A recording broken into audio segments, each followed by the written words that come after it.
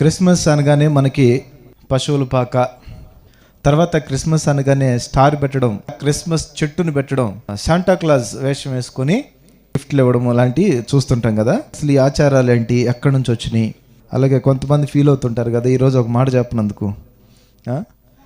Half knowledge అంటే సగం అవగాహన లేని క్రైస్తవులందరికీ కూడా క్రిస్మస్ శుభాకాంక్షలు. ఓకేనా? ఇప్పుడు సంతోషం కదా. అపోస్తులు ఏది బోధించారో దాన్ని మనం ఫాలో అవుతున్నాం. వాళ్ళు చెప్పకపోతే మనం చేయకూడదు, వాళ్ళు చెప్పారంటే మనం ఖచ్చితంగా చేయాల్సిందే.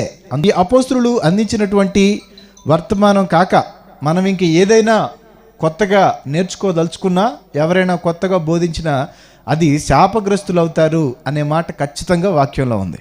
క్రీస్తు జన్మించిన తర్వాత మొదటి 200 సంవత్సరాల పాటు క్రీస్తు జనన వార్షికోత్సవాలు కానీ మహోత్సవాలు కానీ ఎక్కడా జరగలేదు, జరుపుకోలేదు.